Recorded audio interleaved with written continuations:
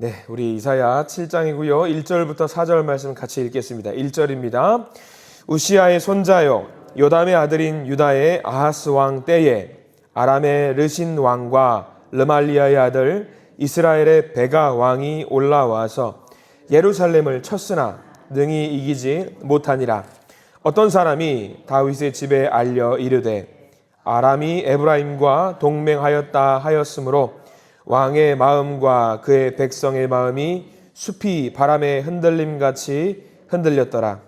그때에 여호와께서 이사야에게 이르시되 너와 내 아들 스알야숲은 윗못 수도 끝 세탁자의 밭 큰 길에 나가서 아하스를 만나 그에게 이르기를 너는 삼가며 조용하라. 르신과 아람과 르말리아의 아들이 심히 노할지라도 이들은 연기나는 두 부지깽이 그루터기에 불과하니 두려워하지 말며 낙심하지 말라. 아멘. 오늘 이 말씀 가운데 하나님의 은혜가 있기를 간절히 기도하고 소망합니다. 우리 기도하는 마음으로 먼저 고백합니다. 하나님과 동행하겠습니다. 아멘. 우리 옆 사람 축복하면서 하나님과 동행하십시오. 아멘. 하나님과 동행하는 복된 날 되시기를 간절히 기도하고 소망합니다. 잠깐 쉬었다가 잘 다녀왔습니다. 감사하는 마음으로 또 우리 열심히 예배 자리에 서기를 간절히 소망합니다. 이사야 7장 말씀을 함께 보게 됩니다. 심판과 회복에 대한 이야기가 이사야 말씀에는 계속 기록이 되어 있다라고 했어요. 이사야 말씀을 통해서 그 심판이 중요한지 회복이 중요한지 장마다 절마다 조금씩 의미를 달리하고 있는데 오늘 우리 7장 말씀에는 어떤 것에 초점이 맞추어져 있는지 한번 살펴보았으면 좋겠습니다. 1절 말씀에는 이렇게 나와 있어요. 여러 왕들에 대한 이야기하고 이제 전쟁에 대한 이야기가 기록이 되어 있거든요. 제가 1절을 읽어봅니다. 눈으로 한번 따라오시기 바랍니다. 우시아의 손자 요담의 아들인 유다의 아하스 왕 때에 아람의 르신 왕과 르말리아의 아들 이스라엘의 베가 왕이 올라와서 예루살렘을 쳤으나 능히 이기지 못하니라 라고 한편의 전쟁 이야기가 기록이 되어 있는데 우리가 초점을 맞춰야 될 왕 이름이 아하스 왕입니다. 아하스 하면은 우리가 통상적으로 북쪽에 있는 북이스라엘의 왕은 좋은 왕이다 안 좋은 왕이다 이렇게 두 갈래로 나누었을 때에 북쪽에 있는 이스라엘 왕은 다 안 좋은 왕이에요. 다 안 좋은 왕입니다. 근데 남쪽의 유다에 있는 왕들은 통상적으로 좀 달라요. 어떤 왕들은 좋은 왕이기도 하고요. 어떤 왕들은 나쁜 왕이기도 하고요. 좋았다가 나빠지기도 하고요. 나빴다가 좋아지기도 하는 그런 왕들이 있습니다. 아하스는 어떤 왕일까? 남유다의 왕인데 어떤 왕일까?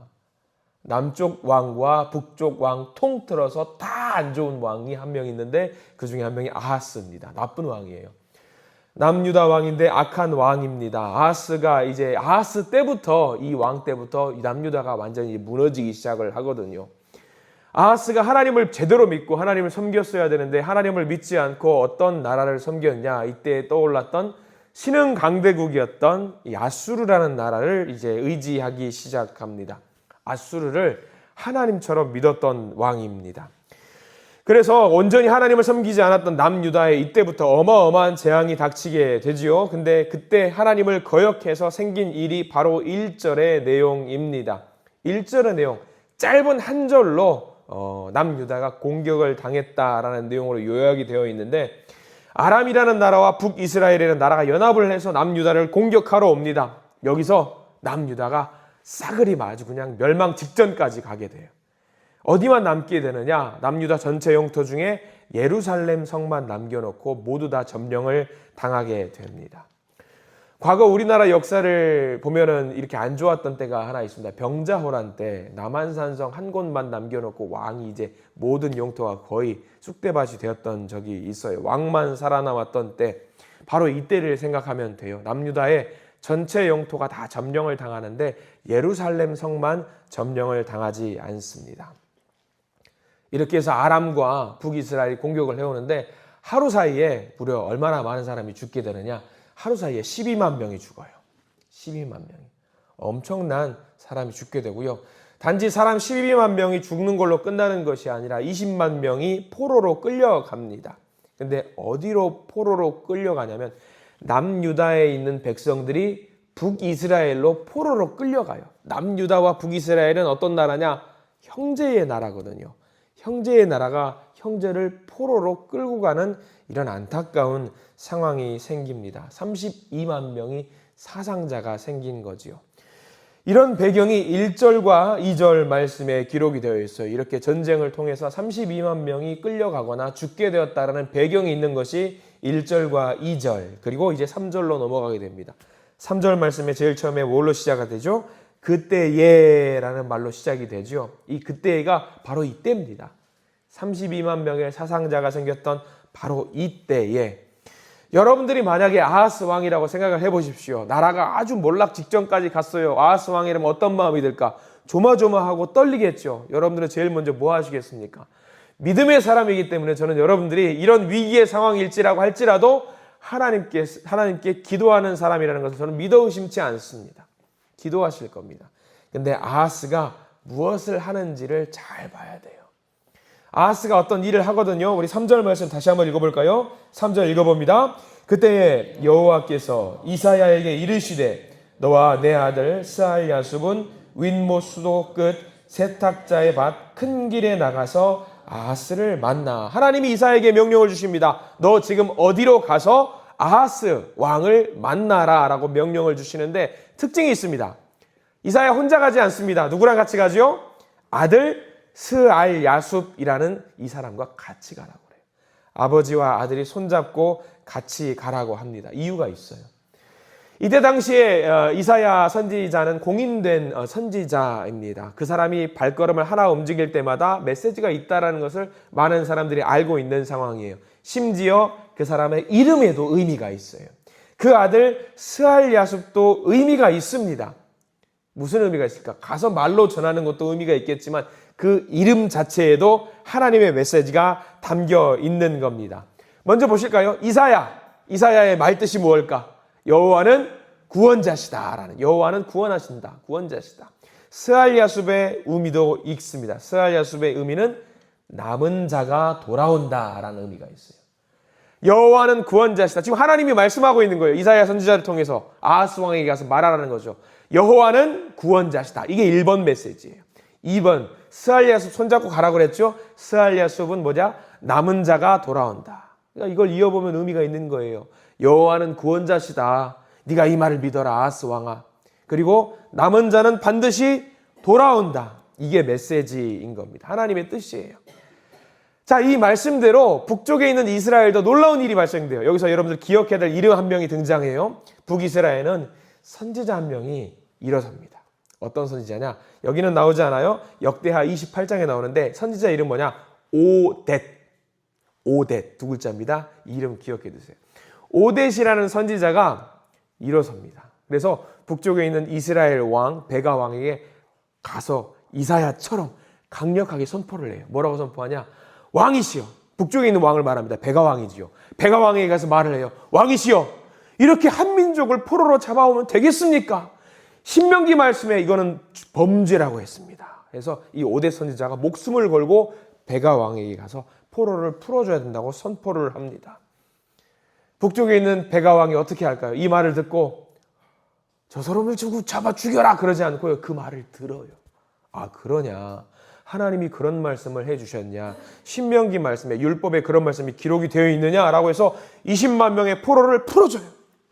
놀라운 일이 발생되죠.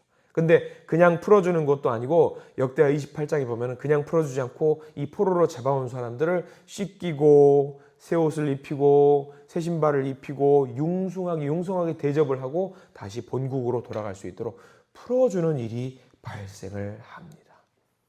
이게 하나님이 일하시는 방식이더라고요. 남쪽에 있는 유다 왕에게는 또 하나의 정책을 하나님께서 또 명령을 주시고요. 북쪽에는 북쪽 나름대로 어떤 하나님의 방식대로 하나님이 일을 하시지요. 남쪽에 있는 유다 왕 아하스 왕에게 말 정말로 안 듣는 그 왕에게 이사야 선지자를 통해서 하나님이 귀한 말씀을 주시지요. 걱정하지 말아라. 너가 이렇게 조마조마 떨고 있을 때가 아니다. 너 조마조마 떨지 말고 기도해야 된다라고 지금 이사야 선지자하고 스알야숲 그 아들을 같이 보내는 것이지요. 근데 이렇게 해서 하나님이 이사야 선지자를 통해서 보내는데 아하스 왕이 무엇을 하고 있는지 잘 봐야 되거든요. 3절 우리가 아까 읽었던 그 중간쯤에 보면은 뭐라고 나와 있냐? 아하스가 어디서 뭐하고 있는지 나와요. 중간 보시면 이렇게 나와 있지요. 윗못 수도 끝 세탁자의 밭 큰 길에 나가서 아하스를 만나라 라고 이렇게 나와 있어요. 무슨 말인지 모르겠어요. 여러분들이 근데 다 알고 있는 곳입니다. 윗못 어딜까? 유명한 연못입니다. 여기를 여러분들 메모하셔요. 실로암 연못을 말해요. 실로암 연못. 실로암 못, 여기서 좀 역사적인 배경이 좀 알아야 되는데 옛날부터 예루살렘 성 안에는 물을 마실 수 있는 공간이 없었어요. 그러면 전쟁 나면 어떻게 될까요? 가두면은 어떻게 돼요? 그 예루살렘 성 안에 마실 수 있는 식수가 없기 때문에 쫄딱 이제 죽을 수밖에 없는 상황이에요. 아하스가 이렇게 전쟁통에서 32만 명이 끌려가는 모습을 보니까 안 되겠는 거예요. 조마조마해가지고 안 되겠다. 우리 살 길을 구하자 해가지고 성 밖에 있는 기온샘이라는 곳에서 물길을 만들어요. 그래서 성 안으로 끌어들여서 안에다가 샘을 만들죠. 그 샘 이름이 뭐냐? 실로암 연못이에요. 아하스 왕 때 만들어가지고 나중에 히스기야 왕 때 완공이 되는데 지금 뭐 하고 있냐? 아하스가 전쟁을 대비해서 있지도 않을 전쟁을 대비해서 수로를 만들어서 마실 물을 만들고 있는 거죠. 어때요? 잘하고 있는 것처럼 보여요? 못하고 있는 것처럼 보여요? 어떻게 보면 세상적으로 보면 잘하고 있는 것처럼 보여요. 근데 하나님께서 이사야 선지자를 통해서 보내면서 메시지를 전하는 게 뭐냐면 너 그거 하지 말아라 해요. 너 이 위기의 때에 뭐 해야 되느냐?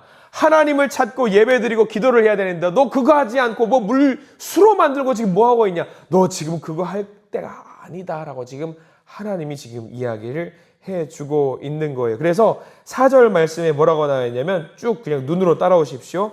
그에게 이르기를 너는 삼가며 조용하라. 거기에다가만 밑줄을 그으십시오. 그에게 이르기를 너는 삼가며 조용하라. 너 지금 수로 만드는 거 그거 할 때가 아니다. 삼가고 조용하고 기도하고 예배드려라. 지금 그 이야기하고 있는 거예요. 이런 역사적인 배경을 알면은 이게 상황이 이해가 되는 거죠. 아하스 왕이 너 지금 뭐 수로 만들거나 뭐 전쟁을 대비하거나 그럴 때 아니다. 너 지난번에 전쟁 있을 때에 32만 명 사상자 생길 때에 너 기도했니? 너 그 아플 때 기도했니? 예배 드렸니? 너 그거 했니? 아니, 안 했다라는 거예요. 너가 지금 할 것은 지금 수로 만들거나 전쟁을 대비할 때가 아니다. 오히려 예배를 준비하고 기도를 준비해야 된다. 그거지요. 자, 4절 말씀 이어서 볼게요. 그에게 이르길 너는 삼가며 조용하라. 그 다음 말씀입니다. 르신과 아람과 르말리아의 아들이 심히 노할지라도 이들은 연기나는 두 부지깽이 그루터기에 불과하니 두려워하지 말며 낙심하지 말라. 이게 하나님의 메시지인 거예요. 세상적으로는 이웃 나라가 강력해 보일지라도 아니다. 부지깽이 같다. 그냥 불타고 끝나면 없어질 것들이다. 이 말씀대로 돼요. 이 말씀대로. 여기서 르말리아의 아들 베가왕 북쪽에 있는 이스라엘은요. 이 다음 때에 북이스라엘이 멸망합니다. 아람도 바로 이때 르신이라는 왕도 이때에 아람이 멸망을 해요. 그러니까 하나님을 의지하지 않고 다른 곳을 의지할 곳이 아니라라는 것을 이야기하고 있는 거죠. 뭐 남쪽에 있는 유다 왕, 지금 있는 아하스 왕도 아수르를 의지하지만 결국은 아수르에 의해서 남유다도 멸망을 당하기 직전까지 가는 상황에 봉착하게 됩니다. 아하스도 이때 16년을 통치하고 죽게 됩니다. 이 아하스가 하나님을 의지하지 않고 어떻게 되었느냐? 나중에 죽게 되는데 역대하에 이 아하스에 대해서 평가를 뭐라고 하느냐?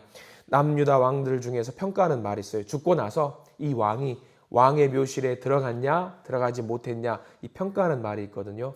아하스는 왕의 묘실에 들어가지 못했다라고 성경 말씀에는 기록이 되어 있습니다. 이렇게 말을 듣지 않았던 이 아하스 왕도 하나님께서 끝까지 돌보시고 끝까지 살펴주셨다라는 내용이 오늘 말씀 7장 말씀입니다. 말 안 듣고 제 멋대로 살면 그냥 내버려 두고 그냥 알아서 살게 두어도 될 텐데 하나님 끝까지 이 아하스 왕을 지키시고 인도하셨다라는 내용입니다. 이 유다 백성을 살리고자 했던 하나님의 귀한 언약의 말씀이 7장 말씀에 곳곳에 숨어 있는데 우리가 하나만 더 보고 말씀을 좀 마무리해야 될 텐데요. 여러분들이 알고 있는 7장 14절 말씀, 어떤 분들은 암송하시는 분들도 계실 겁니다. 하나님이 약속하신 내용이 나와요. 7장 14절 말씀 읽어볼까요? 시작. 그러므로 주께서 친히 징조를 너에게 주실 것이라. 보라, 처녀가 잉태하여 아들을 낳을 것이요 그의 아들을 임마누엘이라 하리라. 아멘. 이 말씀 아실 겁니다. 성탄절 즈음해가지고 대림절 때 우리가 보통 많이 읽는 말씀인데, 이 말씀이 신약 성경에 나온 말씀이 아니에요. 언제 나왔던 말씀이냐면 이사야 선지자를 통해서 이미 예언이 되었던 말씀이에요. 내가 너희들 나라들 이렇게 말 안 듣고 정말 나를 속썩이는데 너희들을 버리지 않고 끝까지 내가 너희들을 지킬 것이다. 그게 바로 이 말씀이에요. 처녀가 잉태하여 아들을 낳을 것이요 그의 아들의 이름을 임마누엘이라 하리라. 이게 약속의 말씀이지요. 이사야 선지자, 유다 왕국을 반드시 지키시겠다, 반드시 살리시겠다라고 하신 약속의 말씀. 근데 이 말씀이 아하스 왕에게 주신 말씀으로 끝낼 것이냐? 아니지요. 지금 우리에게도 주신 말씀이라는 거예요. 약속의 말씀이에요. 아하스가 잘해서 아하스를 돌보는 것이냐? 아니죠. 아하스가 능력이 있어서 하나님이 아하스를 돌보는 것이냐? 아니죠. 전혀 아닙니다. 다만 하나님의 자녀로 삼은 그 백성, 하나님께서 결단코 포기하지 않으신다라는 언약의 말씀이 오늘 말씀이고, 오늘 임마누엘이라는 말씀, 7장 14절의 말씀인 겁니다. 이 귀한 약속을 붙드시는 저와 여러분들 되시기를 간절히 축원합니다. 때로는 눈앞에 있는 시련과 아픔으로 인해서 샘물이나 파고 있는 우리가 되지 않기를 바랍니다. 오히려 기도하고, 위기의 그때에 기도하라고 하나님 말씀하셨으니까 기도해야죠. 삼가해라, 조용히 있어라, 하나님을 의지해라, 하나님의 말씀을 의지하고 기도해라. 그 말씀, 오늘 이 말씀 의지하시기를 바랍니다. 아하스라고 하는 가장 악한 왕이 남유다를 통치할 때에 가장 귀한 언약의 말씀이 주어졌어요. 가장 힘든 이때에 우리가 무엇을 해야 되느냐? 가장 어려운 이때에 우리가 무엇을 해야 되느냐? 오히려 하나님을 붙드셔야 된다라는 이야기입니다. 혹시라도 이 시기, 이때, 가장 힘든 이때를 지나가고 계신 믿음의 성도님들이 계신지 걱정이 되고 염려가 됩니다. 그러면 오늘 말씀 의지해서 오히려 더 하나님을 향해서 기도하시는 저와 여러분들 되시기를 간절히 축원합니다. 주님 약속 붙들고 마음에 품고 예수님 붙잡고 척박한 이 삶 가운데 하나님의 은혜에 생수가 임하는 복된 하루가 되시기를 간절히 축원합니다. 기도하겠습니다. 하나님 감사합니다. 아하스 왕, 무엇을 해도 하나님의 말씀을 듣지 않고 고집불통 아하스 왕. 그러나 하나님은 그 말도 안 듣는 그 아하스 왕을 향해서 이사야 선지자를 보내시고 스알 야숲을 보내시고 여호와가 구원자시고 반드시 남은 자는 돌아온다라고 약속의 말씀을 해 주십니다. 임마누엘 하나님을 의지하라고 약속해 주십니다. 오늘 이 말씀, 아하스 왕과 남유다에게 주시는 말씀을 넘어서서 우리에게 주시는 이 말씀임을 깨달아 알게 해 주시옵소서. 우리를 살리시겠다고 하시는 이 주님의 말씀을 의지해서 힘들고 어려울 때에 오히려 약속 주신 하나님을 의지하면서 이 위기의 때를 이겨낼 수 있도록 저희를 도와주시옵소서. 우리를 살리시겠다고 하신 주님의 약속을 온전히 의지하기를 원합니다. 우리를 살리시고 우리를 지켜 주시옵소서. 예수 그리스도 이름으로 간절히 기도드립니다. 아멘.